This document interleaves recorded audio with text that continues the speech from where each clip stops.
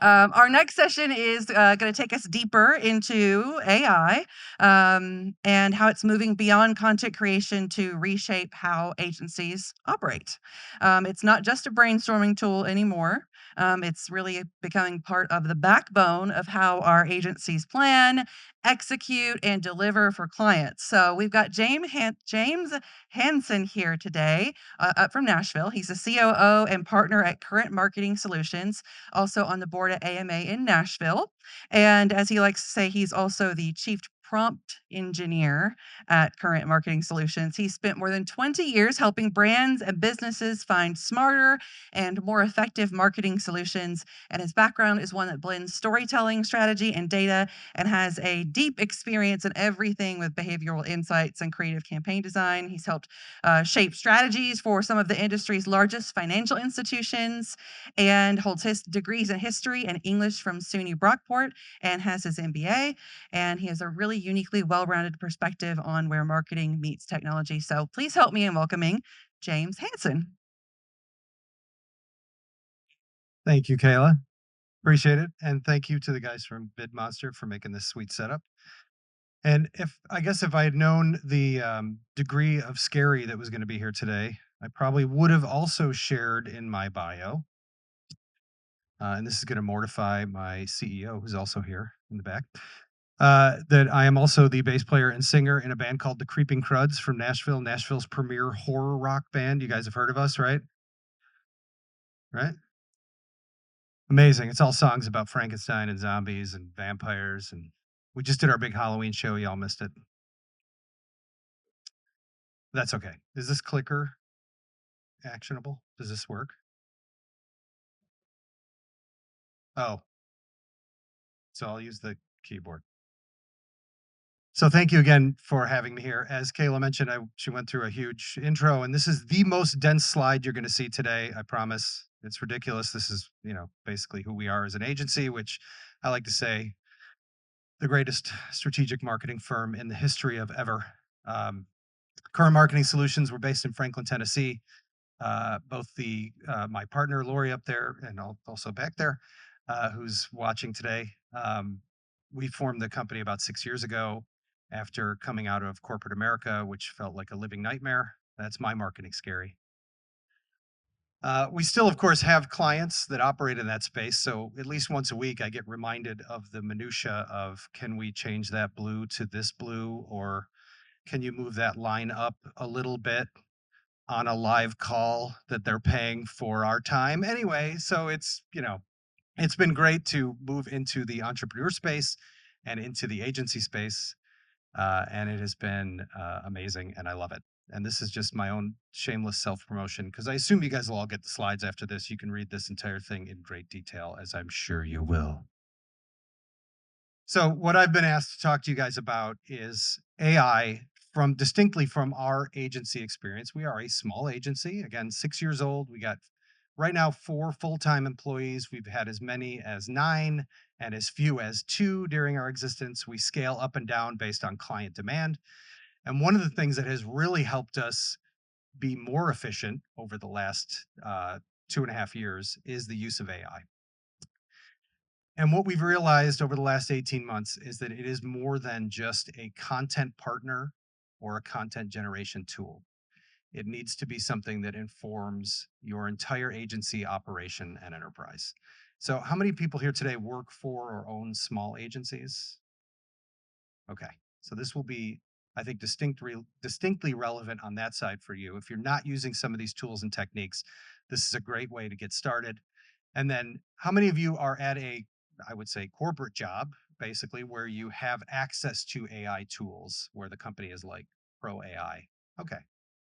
And then everybody else is just kind of like not interested, or you've been told by management, don't touch AI. How does that, is that the basic feel here? Okay. So last year, it was really helping us to sharpen digital images. It was helping us create better content. It was spicing things up, maybe. This year, the tools have changed really fast. Have you guys noticed the influx of AI slop? This is what I got when I asked my creative director to give me some AI slop images. These, I guess, are his favorite. My personal favorite is the shrimp on the motorcycle. For some reason, my children are obsessed with crustaceans, so they send me that stuff all the time. But it is becoming a backbone of agencies, not just for delivering for clients, which it's great for ideation. If you guys haven't tried that yet, you absolutely should. It's great for blowing out content, developing blogs. Always make sure you have an editor because it does sometimes hallucinate. Uh, but it is really also a great tool for integrating agency operations and streamlining workflow. And I'm going to talk a little bit about how that's worked for us today, if that's cool. So I've done a few of these presentations where I've had, there were groups that were like more like retail groups in Franklin, Tennessee, where they didn't really understand kind of where AI came from, what an LLM was. I'm making an assumption here that you guys understand how the technology works. Is that pretty fair to say, right? Everybody's kind of grasped it. I'm sure as a marketer at some point you've dabbled, you've read about it, you've tried it. So I thought maybe it would be better to look at the timeline because we sometimes lose our sense of time when these things start to take over. So you remember in November 2022 when ChatGPT was launched, and just like when Excel came out and everybody said there will never be a need for an accountant again, marketing was like, oh gosh, we're going to be obsolete in 10 months. That's not the case. So, as with any technology tool, it's only as good as the people that are using it. And of course, as our creative director also likes to say, it's great that a client can go in and use a prompt, but they still got to be able to tell you what they want. And they can't even tell us that today. So we immediately diffused that fear in our agency and decided to embrace it. So in December of 2022, we signed up for the first time to test it out. And we started experimenting mostly with the things that I think everybody did, trying to build out a little bit of content. We then went on to present in our community. We showed a few of our local businesses in Franklin, Tennessee, how to do, some quick social posts about parking, which is a big problem down there. And they very quickly realized that it could be a powerful tool for them. In early 23, Google got into the game um, with Bard. That I think has transformed into Gemini, which also is completely upending the search space, as you guys have seen. I'm sure you're getting lots of AI search results that you're thinking, did I even ask for this? At some point, someone consented into Gemini in your company, I'm sure. And then across all these other platforms, you're starting to see it slowly work its way in at the end of last year. And then this year, very quickly, things are kind of being floated into these platforms. We're going to talk a little bit about those as we get into it. How many of you guys think that AI is an active part of your daily workflow right now? Okay. So that's pretty healthy number of you.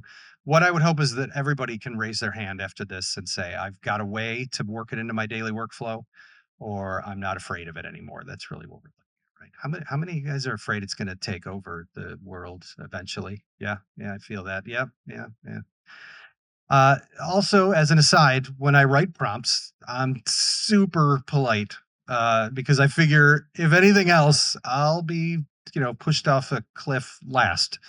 Always say please and thank you. I mean, that's just general. That's just good manners. Robots deserve that too.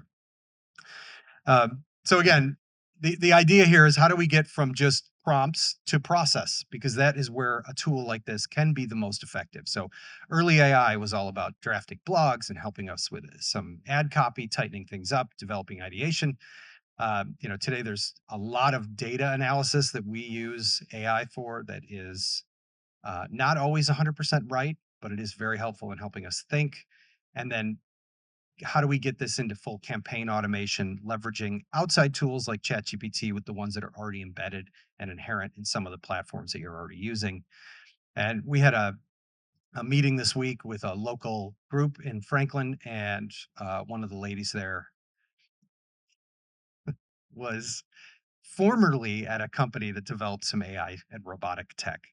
And she very this will play into the marketing scary. She leaned over into the table and was like, "You have no idea what they're developing." She's currently a Pilates instructor, so I was like, I didn't feel totally threatened by that.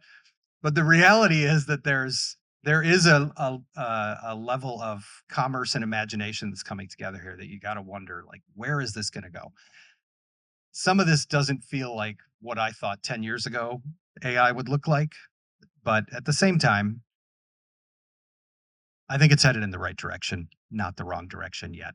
So let's get into specific examples of how current marketing is using this tool. I just want to share this with you guys to see if it helps open any thoughts, ideas, ways that you can leverage it. Again, beyond the easy stuff, like write me a social post about this upcoming autumn event, or help me put together a blog post about Halloween. Like those are seem relatively easy. If you haven't tried those yet, you're behind. Uh, so what we've done is we've looked at AI as, in some cases, almost an employee of the agency, like an analyst, like a low-level analyst. And sometimes we look at him as more of a technically savvy, maybe even a developer level. So in this particular case, we have been developing a new product for current marketing. It's called T3. And if you're in the community banking or the credit union space, it's really targeted towards those institutions, smaller community institutions. That it's a tool that can help them compete with the Chase, the Wells Fargo, the people that are encroaching on the markets, because there seems to be no stopping the large banks as they get into some of these smaller community markets.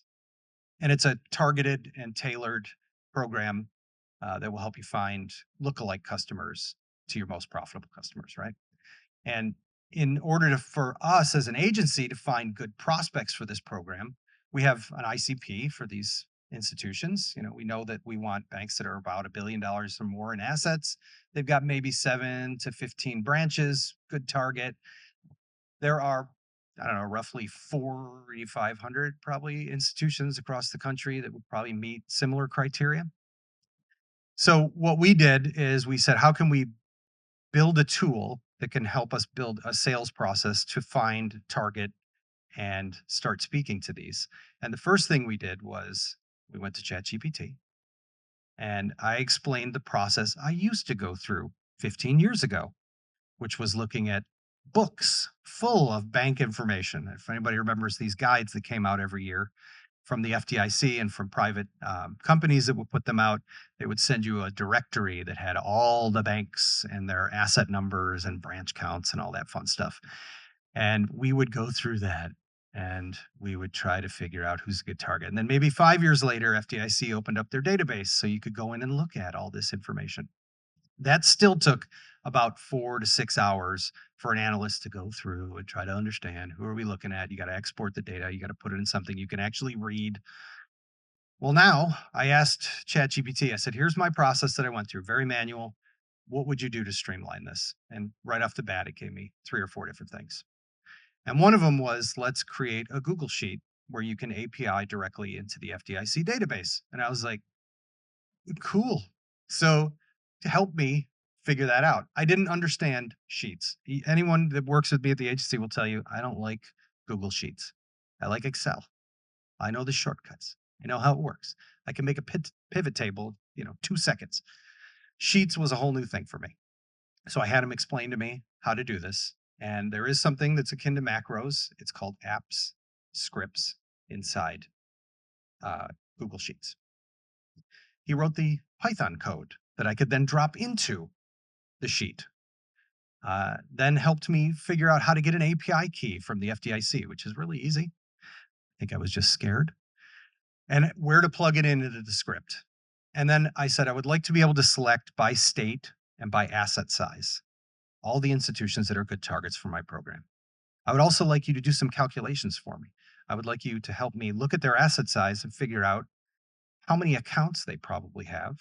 And then also tell me what the average checking penetration in their region is based on their FDIC region, and tell me how many checking cross sell prospects there might be. And I got the code, plugged it in, selected a state, and it worked. And we did a validation process. But even with an extensive validation process, what used to take me 4 to 6 hours per state took about an hour and 10 minutes for us to do. And not only that, I can do it on demand without shouting to the team. I need to know what's going on with Kentucky bankers right now. I can go in, click 3 buttons, put in Kentucky, add the threshold that I want for assets, and it gives me a full report that I can then easily and quickly move into a production environment, whether that's matching it up with what we have in HubSpot on bankers, um, or some other advertising platform where we want to target those specific institutions. So if you haven't gone through this exercise of trying to take ChatGPT and connect it to other tools that you're using, start that today. Okay. Has anybody tried something similar where they've API'd or directly connected another app to ChatGPT? So do it. Try it. Ask it first. It'll tell you what it can connect with. And I specifically use ChatGPT because as an early adopter, I had a lot of success in the beginning. I didn't get a ton of errors from it like I did from, well, when we use Bard, when we've used Gemini. I don't love it. But it's personal preference. Definitely explore all these different platforms that are out there, whether it's Grok or whatever else, um, people may be trying to use. We use ChatGPT because it's relatively accurate and it's pretty simple to use. So even further than that, I said that eliminated kind of sales process, and the time that we put into building sales process has now been greatly minimized. We've also decided let's try and train some agents. Has anybody used an AI agent before within ChatGPT other than Lori, who's raising her hand, who's my business partner? Okay. So an agent it's not overly sophisticated in my mind. It's basically a group by command to make sure you keep all of your learning and conversations in one place, and you can give that agent a specific task up front. You can kind of type it out. Basically, I built an agent and I said, we just onboarded a new client. You're going to be the junior analyst and the assistant to me to serve this client. So I connected it to my Gmail account where it could read any email that came to and from this particular client's domain. It could ingest all the documents that I got from the client, where they were giving me all their workflow diagrams and how they operate their company to help me better articulate their marketing message. I gave them the entire library in a zip folder and access to the emails about this particular account. And now I get emails from ChatGPT every Tuesday reminding me of all the things that we should be doing this week for that particular client. And then on Friday, we send a nice summary email that just says, here's all the stuff we did. Here's the intake interviews we did with some of your partners that you wanted us to talk to get testimonials. Here's the website issues we found that we're correcting. And here's the progress on the rebrand that we're working on for you at the same time. So all these disparate tasks can be collected, put together under an AI agent. And it's so we struggle sometimes with, because we also want to, make sure our peers in the freelance community in Franklin still have work. I can say distinctly, this probably gave us the opportunity not to rehire a copywriter 2 years ago. And at this point, I wonder, is it keeping me from hiring people into the agency to do this work? And I think until we get to the point where we need something super specialized, whether it's on the development side, the website side, or maybe even on some of the ad platforms, we can probably continue to save the agency money by using ChatGPT. But there is a point where you get like, am I replacing my entire agency with robots? And I don't want to do that, but I do want to learn how to leverage this tool in the right way. So, any questions about that or the first example? Thoughts, feelings? Yes.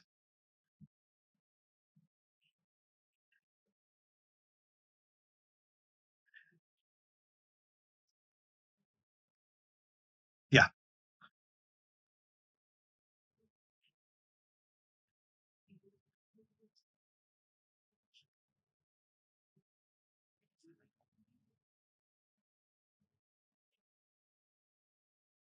So the ChatGPT paid version has a security feature where you can keep all your stuff non-public, as I like to say. I think they still use a lot of that data for their LLM building, which I'm okay with.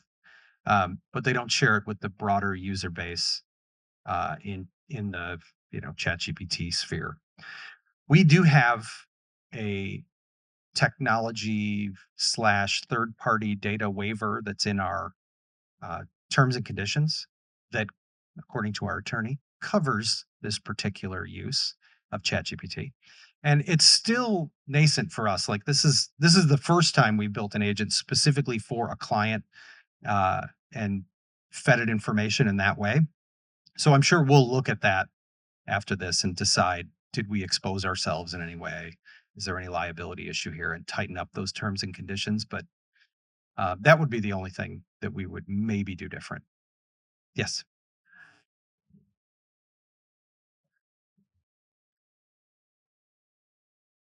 So it is an overarching T's and C's that we have. We do all of our quoting and invoicing.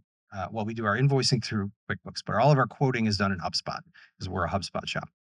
And in there, you can set all your terms and conditions. So we evolve those over time, and we select certain ones for certain types of clients. But the ones that have to do with data protection are general and don't specifically say that we're going to, use it on these particular platforms, just that we may from time to time use it in third party platforms. Does that answer the question? Sorry, I started wandering there when I was answering and then I couldn't. Okay. Any other? Yes, Kayla.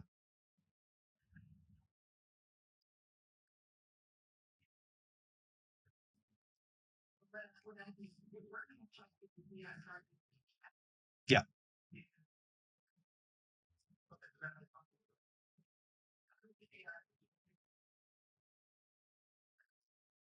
So the advantage we've found is that it does a better job of retaining the conversation of the chat that you're in, which I'm sure everybody's experienced that, where they're like, no, we talked about something completely different last week. Why are you telling me a different answer? Right.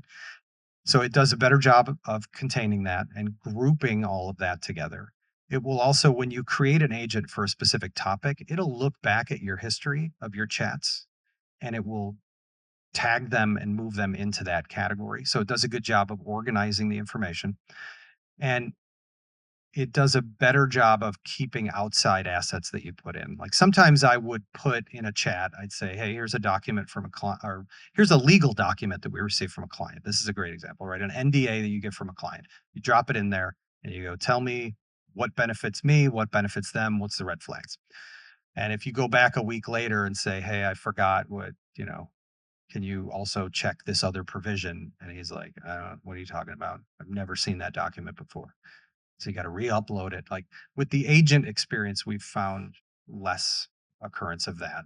Still happens occasionally, especially when you give them a big library of information. But from my experience, that's been the advantage. Yes. Oh yeah.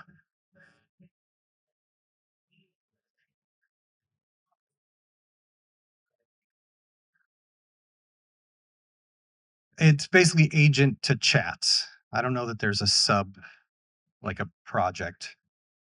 No, but I do that de facto by having the chats be specific to tactical execution that we're doing. So, I mean, I guess you can, but there's not like a subfolder situation. Does that make sense? Okay. So those are my two, I think, most powerful recently developed professional examples. But if there's people who aren't comfortable working with AI yet, I thought it might be good to talk about how I got rid of my scaries around AI. So the next two examples are a little more fun, but no less effective. So again, I started using ChatGPT in the early phases, December of 22. By mid 2023, they added a little thing that was like sous chef. And I was like, yes, please. Because I love to cook. Cooking is when I get home from the grueling agency work every day. I like to go into the kitchen to decompress. I make a meal. It makes me feel good. It feeds my family. It's a great way to decompress for me. And what I realized is if I'm running out of ideas, I can go to the sous chef and tell him, hey, I've got these 6 things. What am I doing? And I'll get recipes, great ideas, technique advice. I get all kinds of stuff from the sous chef. And it's particularly great if you like cooking, you'll feel this. If you stumble on an ingredient, like, oh, we have 17 tomatoes that came out of the garden today. Just go in there, give you ideas. It's an amazing collaborative tool for kitchen work.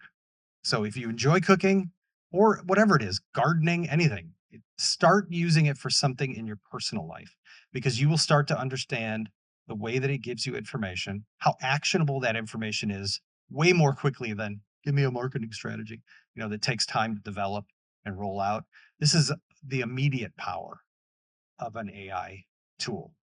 Has anybody ever tried it for something similar, a personal, right?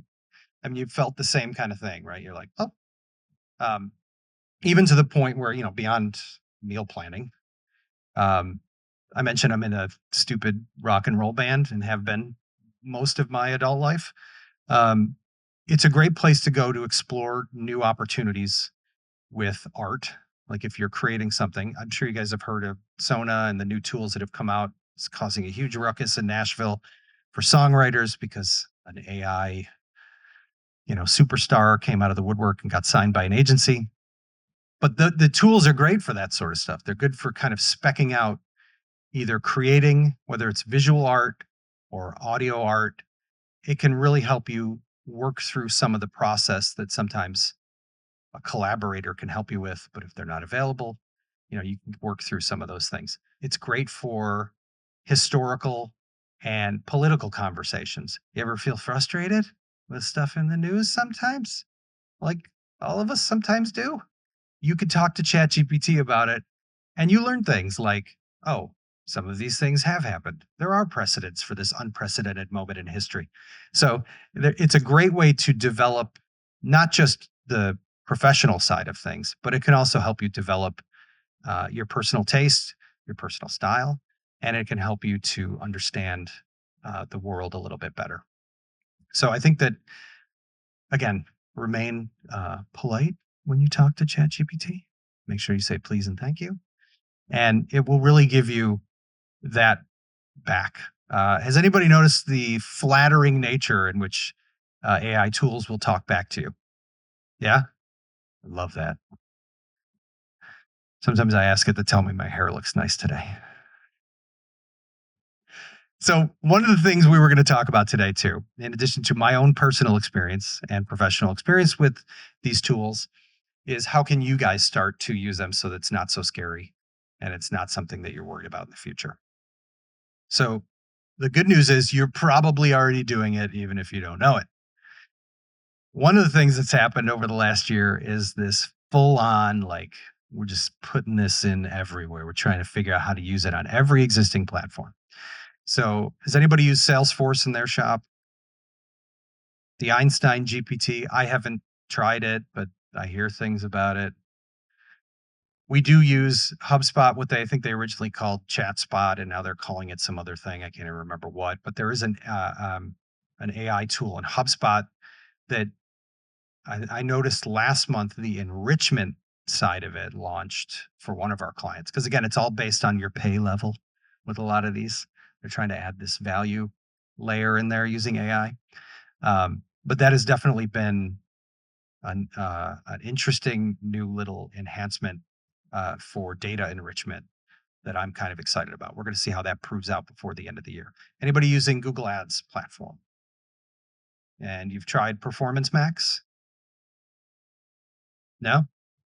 So they try to shove it down your throat. They did at least last year when it launched. They were like, this is it, the greatest version of Google Ads. And then we had 2 or 3 clients that were pretty heavily on Google Ads at the time.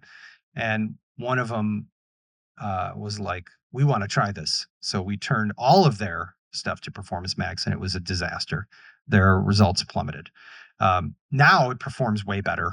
But in the beginning, it was not good. And it's just a great example of companies, large companies, jumping headlong into AI integration without good validation, good testing, or even an understanding of what they're like. I don't think anybody understood what the advantage at the time of Performance Max was. It just said AI enabled. You were like, cool. So am I. Uh, Meta has been very aggressive with it, as has LinkedIn. Have you guys tried LinkedIn Campaign Manager? Anybody have any success ever easily launching an ad campaign in LinkedIn ever? No? No one ever? Gee, that's a shocker. It's the single worst UX I've ever experienced in my life. GA4 has new analytics AI tools embedded, which are eh. Google is trying to figure out, oh crap, what are we going to do about SEO now that everybody's going to ChatGPT? That's been fun to read about. YouTube, Canva, Adobe, they're all integrating AI tools into their platform. So that's the first thing I would say is if you're like, I don't know how to do, I don't know how to get started, go look at the tools you're already using and find out what's AI enabled, and then go to ChatGPT or whatever platform you're comfortable with and ask it about it. It will start to tell you the advantages, the benefits of empowering and enabling some of these features. And then what is Copilot even? What is it? Does anybody use Microsoft still? Yeah. By choice? No. Okay. That makes sense. Now, I said earlier, I love Excel, right? I still do love Excel. I don't even think of Excel as a Microsoft product. I think it's from heaven or whatever. I don't know where. But Copilot has just been ugh. So, 3 moves for the next 90 days. Audit your stack and figure out where is AI already integrated into the equation. Where am I already being forced to use it, or where can I flick a switch and get to use it on a platform that I already like? And then think about your agency or workflow bottlenecks, like we did on the sales process side. Think about, how can I add automation here that will save me time, which in the agency world is money. So if we can automate a sales process that usually takes 4 to 6 hours, we can get it down to an hour and 10 minutes. Suddenly I've opened up another 4 to 5 hours of productive time for me, my co-founder, the sales guy. Um, and I only did that by starting a conversation with ChatGPT. So be conversational, talk about your agency bottlenecks, your workflow bottlenecks, and figure out how you can get there. And at the very least, whether it's personal or professional, start an agent and start building a talk track and a library of information that you can reference. Even if you do it like I did around cooking, it can help you understand how this can integrate into your professional life. And think in those first 90 days, think about experimentation, not like I'm going to revolutionize my entire workflow. No, pick one thing that drives you bananas and try to build something that can help you there. So, what is your marketing scary? They gave prizes away for this earlier, but I don't have prizes. But I'm going to ask you guys. Oh, wait, we got 2 more prizes? All right. So, where do you feel friction that you feel like in your daily process or your workflow? Because that's really what I focus on in the agency is ops and workflow. Where do you guys feel friction today that you think maybe a technology tool would be the place? Anybody want to share an idea, a thought, anything? Anyone? Right? Free prizes?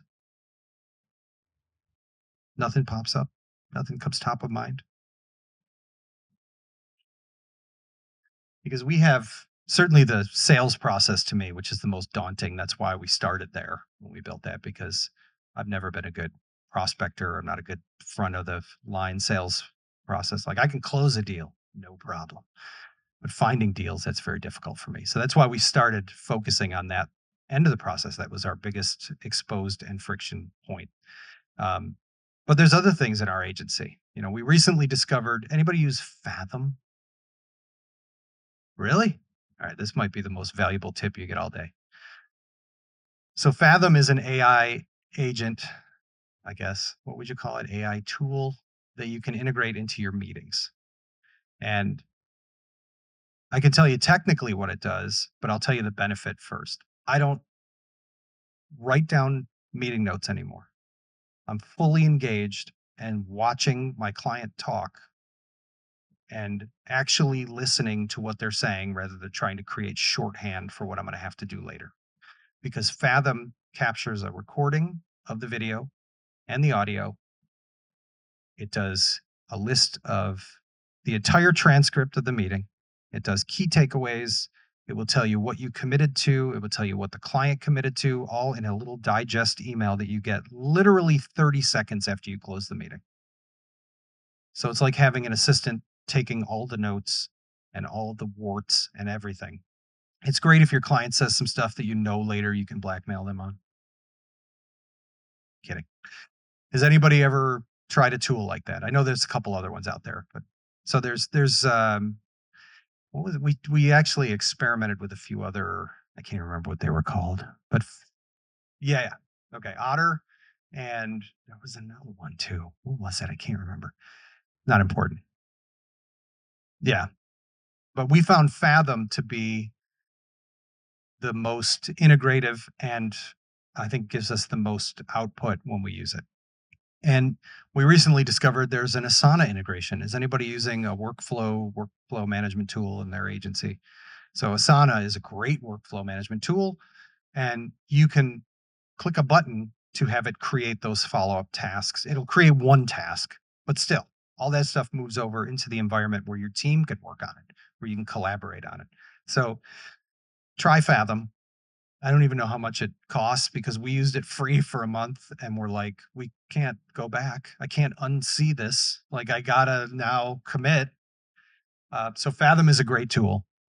Um, so if you feel like there's meeting friction, like bad follow up, don't take notes well, that tool will help you, or any other tool like that. I would encourage you to try.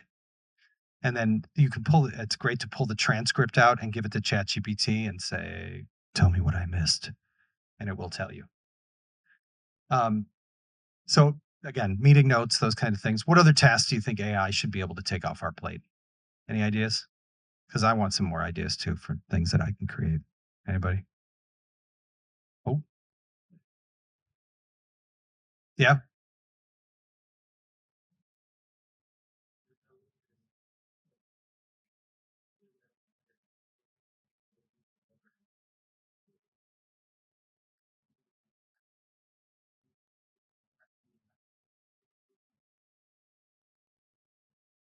Well, funny story. Uh, I had a client, prospective client. We were in the process of trying to acquire this client. And as part of his workflow and work product, the proposal that he uses to acquire new business was in this giant library of stuff. So when it came time for us to pitch, I was like, I feel like I've seen one of his proposals. So I looked, sure enough, in the drive that we had access to, and there was three examples of live proposals that he had done. So I was like, I'm going to take those three, give them to ChatGPT, give him my quote from HubSpot, which was scant, two line items with a little bit of description. And I'm like, make this current marketing in the format of that the client uses to acquire clients. And well, Laura, you were in that meeting. He came in after looking at it and he was like, you guys nailed it. And we were like, thanks. Because we ingested what we knew he was projecting in the sales process, which is what he wants to see when he's being pitched, and we put our own little current marketing flair on it. Um, but it was, I mean, we don't often get the opportunity to see how the client sells so that we can sell to them. This was a rare case, but I would say if you have lookalikes, if you have something you've seen that you like, it'll read a PDF, it'll read a Word document, it'll read a slide, it'll read a PowerPoint, whatever. Drop it in there, and then I have a tendency to like word vomit into the prompt box just as many things as I can think of because I know it will organize my thinking. So do that with those documents and say, what do you got? And then add your brand overlay on it. Make sure the language is right and meets your brand and your culture. And it can be a very powerful tool. So yeah. What other I'm sorry, Kayla, you say you had something too.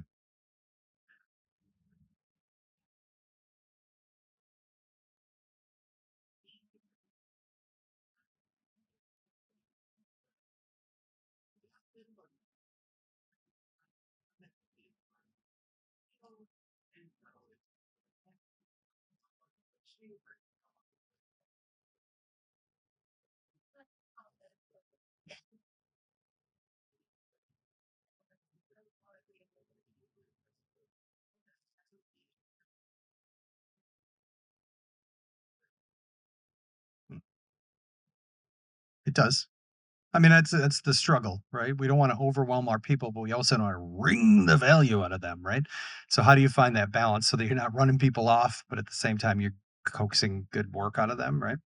So how could a chat prompt help you with that? So I think the probably the best way to do that would be to sit back and decide like, okay, if the amount I billed in September was commensurate with the amount of hours that I paid out to my employees, figure out, do I have these pieces of information somewhere? Can I give them to the chat to analyze with that lens? Like, I want to know, is the workload balanced and is the pricing that I'm putting out there balanced against the workload? And it will definitely give you an opinion. Or it will tell you I don't have enough inputs for that. And then you got to give it one more piece of information. But it can connect the dots a lot of times. And those are the kinds of agency ops workflow pieces that we should be using ChatGPT for. It should not just be writing blogs. Like that's the first, baby step you take when you're trying to learn how to use it. Any other thoughts or feelings about tasks that you want AI to get off your plate? Yes.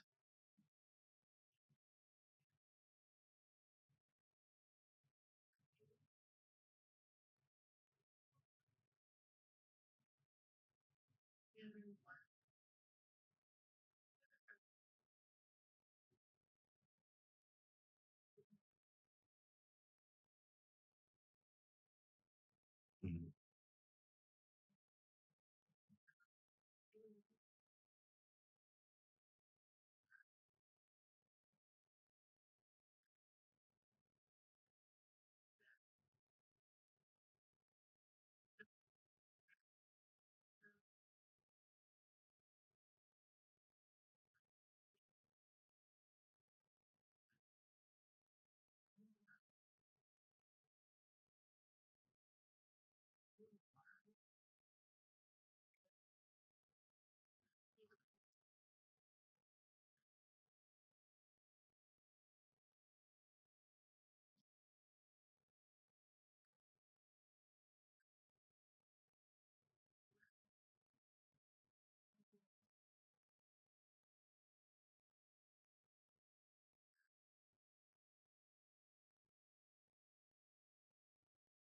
Yeah. It's yeah. Well, or I like to say, like, I can take this gross data that is not human readable, put it into ChatGPT with a little bit of direction. I do this all the time with GA4. Like, I'll output the disgusting reporting that comes out of that about website visits and channel traffic and even Meta. Like, Meta will let you out export data, but you're like, what? Why so many columns? This, like, all of it is just that doesn't feel human readable. And you can take, like, I got one client that we do Meta advertising and organic for, and then we also manage their website. So let's pull the source data from those, drop it into ChatGPT, and then I ask it to tell me a story about this data that I'm missing. And that usually ends up as part of our reporting template. Whatever insights come out of that, it can help make the gross data human readable. Yes.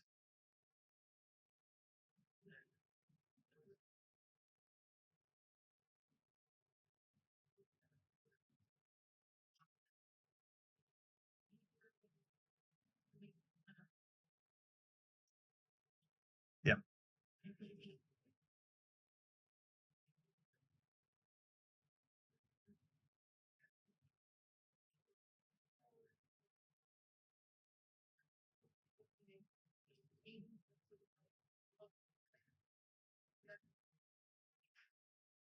Yeah.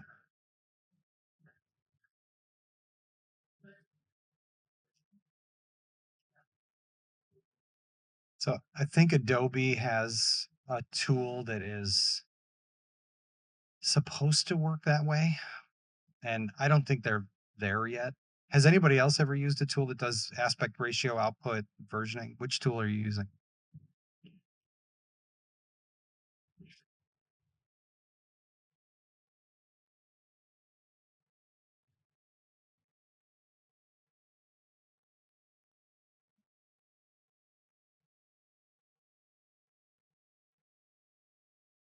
Yeah, it'll give you a suite of fully sized by different platform types or aspect ratios. Yeah. Yes.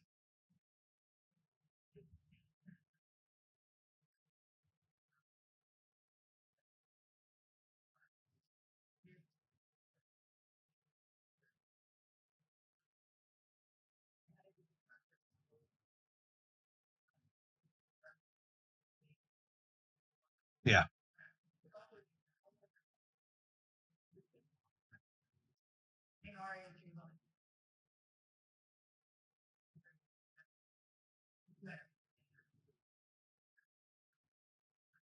Yep. From the transcript, I could help you pinpoint the real value in those. Yeah. Yeah. Yep. Hmm. Yeah. No, it's a great tool for that. That's good for versioning. But I think so. The Canva tool, we have tried that before. The problem with our agency and that tool is that the creative director is very much Adobe, and like many other creative directors and graphic designers, looks at Canva like. Ugh. But that doesn't mean the tool is not useful. So I would experiment with that because it does have that magic button output where you can set all the different sizes. Um, but yeah, that's so. And to the scripting side, we've also been able to use ChatGPT to help us appear more professional and experienced on the production side because you can ask it to format. This is the script the client gave us. Can you help us format it in a production schedule and break it out so that we can do the dialogue in an AI tool that does voiceover, like the whole thing. So it's very can be very helpful there too. Yes.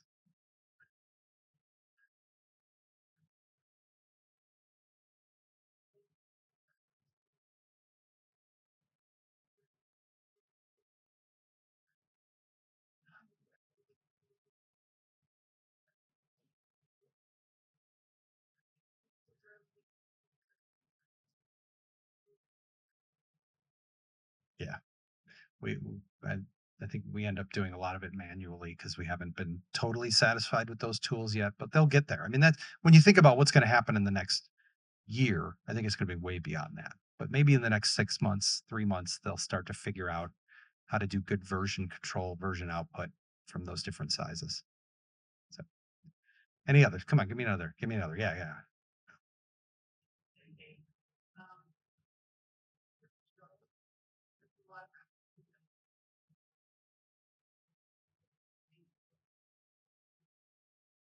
Mm,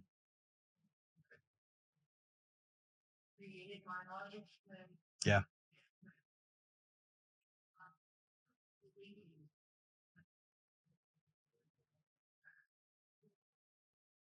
right, right. And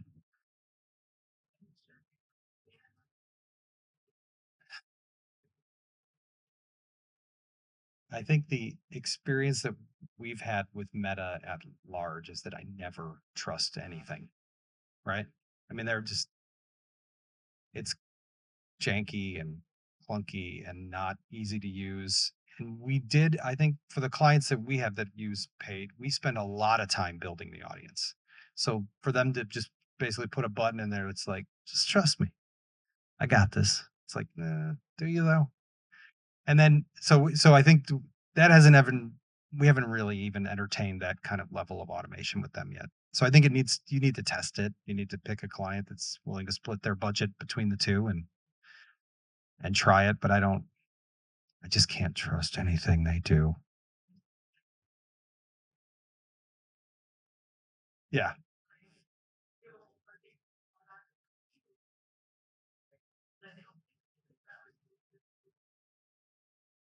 Yeah.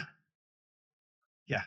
No, I the way we look at when we put creative into Meta paid or even organic, I'm like, no, no, it's ready.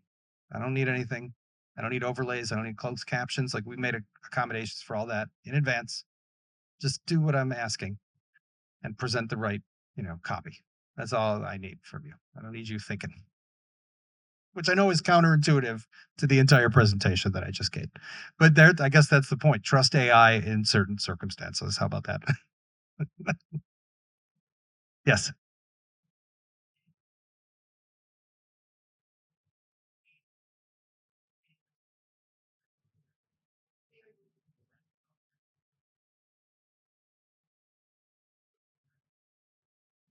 Yeah. Yeah. So I love that you blame compliance as to why you're going to be a late adopter of AI when we all know. Oh, yeah. Right, right, right. So, obviously, never ever put customer account information into ChatGPT, right? Paying customers, anything with account numbers, any personal identifiable information, keep that out. Keep the PII out. That should probably keep you safe on that side of things, right? Um, Back to trust. We're trusting that ChatGPT is keeping the information safe that they say they are, right? Now we know they digest it and they use it to strengthen their models. Like that's a given. Like that's the whole reciprocal nature of AI right now. Trade secrets, that could be tough. Product definitions and things that could maybe, compromise your effectiveness in market as a community bank. You might not want to put that in there. But again, I don't know if anybody else has heard of a major breach of trust by ChatGPT. Um, so I'm going to continue because I don't have the same regulatory scrutiny that some of my peers. Uh, I don't have to. I don't have to worry about that just yet. But I would say I mean, banking's 10 years behind on most technologies anyway, which is, you know, you guys are going to have to wait anyway. But I'm sure there's going to be, 2026 is probably going to be the year of compliance roundtables where they're like, what are we going to do about this AI thing? They finally start to take it very seriously at a C level, and you'll probably just have to wait and see. And I'm guessing it'll be by institution. And you know how this goes. If Jamie Dimon comes out and says we use AI every day and we don't care, then it will cascade down into the industry. But I think right now they're protecting themselves and not adopting it en masse like some other industries are. Did that answer your question, or was that me pontificating about the banking industry? Okay.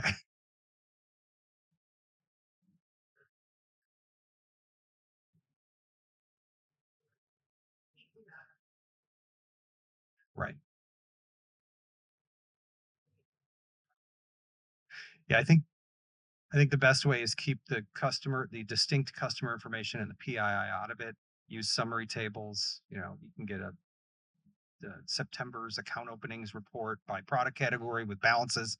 That to me is something you could safely, under the paid version of ChatGPT, do, because they do have protections that are different for the paid and free version, or the premium version and the lower version. So, but yeah, definitely check with your compliance officer in the banking world. Okay. So I'm sorry. How am I doing on time? Am I good? Okay. Um, so okay. What other questions? Any other thoughts, questions? Because I think that was my last slide. Yeah. Yes. I'm sorry.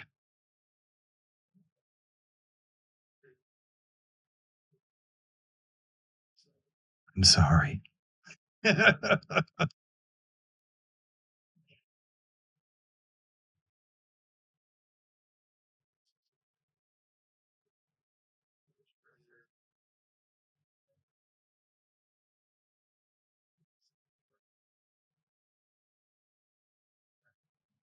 Right.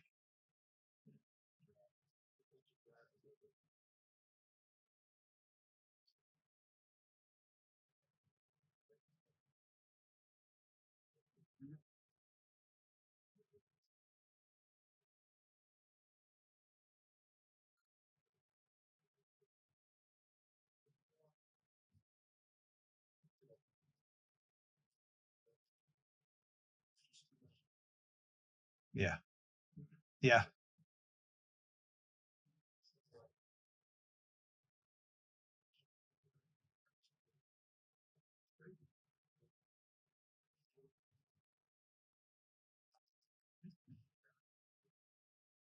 So yeah. Well, and good luck with that, right? I mean, that's asking them to do a little extra. That's I'm sure they make you feel thankful that they're even coming to you for this request. I could have just done it myself with clip art. You're like, I would choke you if I saw you do it. But I would, so what I would do in your situation is start taking the requests that you're getting and feed them to ChatGPT and tell ChatGPT, like, what is he looking for? Help me read between the lines with this knucklehead, and maybe explain. It would be helpful if you gave them a little context. Like we typically do, digital, I don't know, something for their email signature. They get a fresh one every month. It's got the latest corporate offer, or we're doing an actual print piece and he needs it for a trade show that's happening in 2 months. Whatever the request is that's coming in, try to explain the format, the purpose, the call to action, the basic things that you need that maybe you're having a hard time divining from this human that gave you the input, and then give it to ChatGPT, see if he can help you solve it. If he can't, then say, okay, what are good follow-up questions to ask this person? And then tell him on each of those prompts, keep in mind, I'm going to want to build a form that solves these problems because he will help you evolve that over time. I say he like it's a freaking person. We do call him Craig in our agency. I don't even know where that came from, but we've called ChatGPT Craig forever. So hopefully that helps. Does that help? Okay. Any other thoughts, questions, things you guys want me to just ramble about? Yes.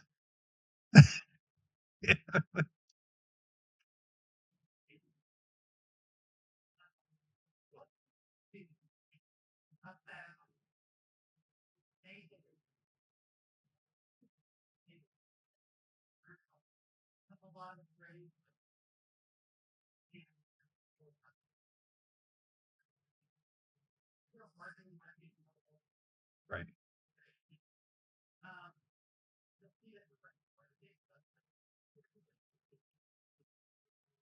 Oh, yeah.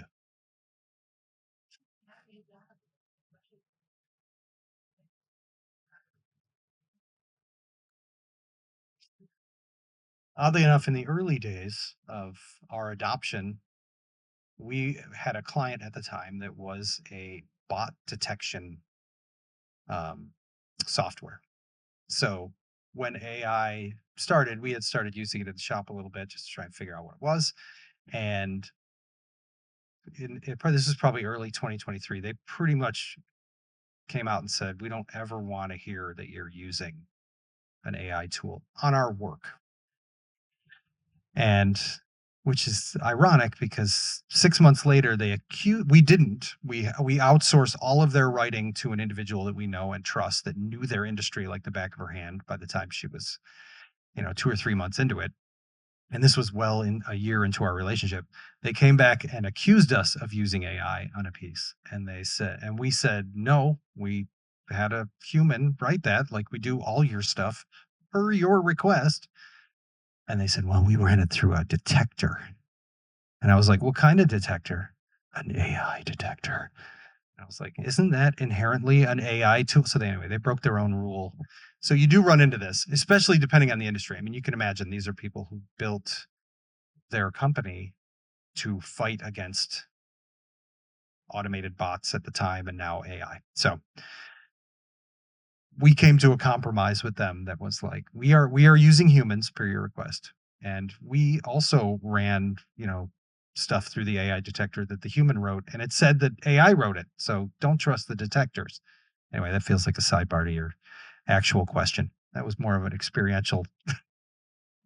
So when people are, especially creative people, which is where we find the most pushback, worried about AI. I always tell the two stories I told you guys at the beginning about accountants are all being out of work now because of Excel, and what our creative director said, which is that people still, I mean, they don't know what they want. And what are they going to tell a computer what they want? And the computer is going to be like, yeah, you don't make any sense. Just like at least at the agency, we hear the nonsense. Sorry, I don't mean it that way. We hear the input from a client and we can socialize it and try to figure out what they're trying to say and come up with at least some alternatives or suggestions. It's not a it's not going to solve all of the problems, and it's not going to destroy, creative legacies. And yeah, I mean, you saw from that first slide the shrimp on the motorcycle. Like that's what you get when you have unfiltered, unguided people who aren't creative minded working in a platform that's supposed to give them creative output. So it's only going to be as good as the people using it. And, I say nothing will ever supplant human creativity, but that's probably not true. I'm sure that lady from the event this week that was like, you have no idea what they're planning it's possible. But yeah, I don't know if that's not helpful at all, is it? So tell them like, yeah, just like accountants all went out of work and Excel came out. That's always my argument. So yes.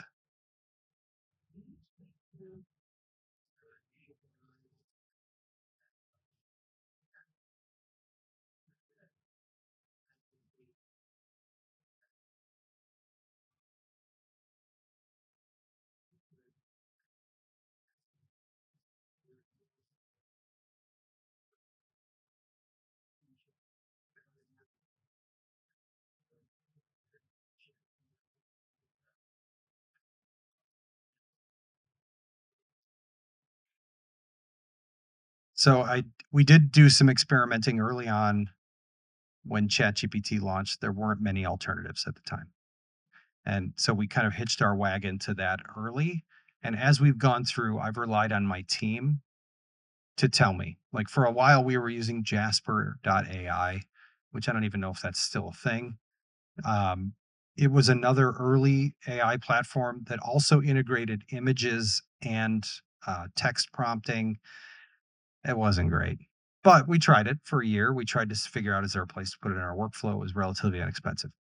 Um, I have I guess I have like blind loyalty at this point to ChatGPT because we've invested so much energy into it in the agency. It's not very expensive, but we have put a lot of energy into cultivating it in the agency.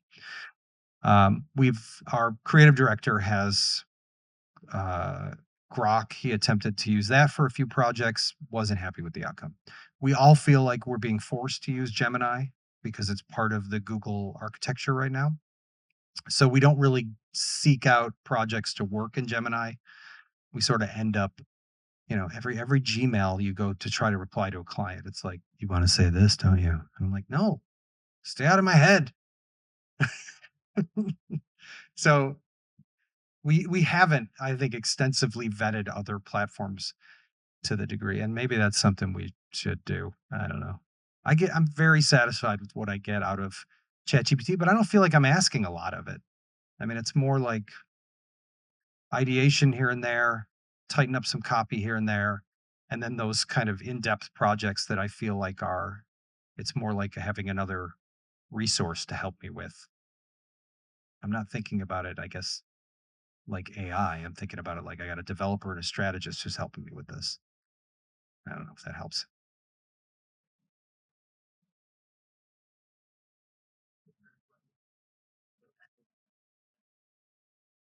Okay.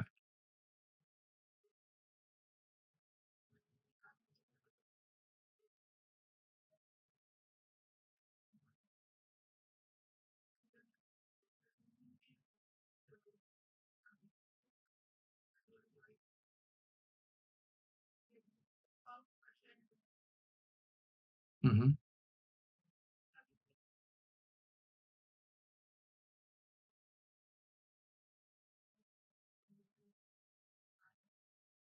Yeah, but you have to ask. You gotta be like, "I need sources if you're gonna tell me something."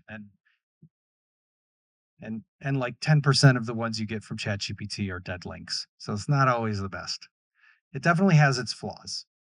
Um, but I think there's yeah, uh, it's probably platform bias that I have because I'm just comfortable in there. But has anybody else used another platform besides ChatGPT extensively? No? Are you gonna try one this weekend maybe? Also, sous chef is an agent basically inside ChatGPT. It just popped up one day in my thing, like it knew I liked cooking, so it was like,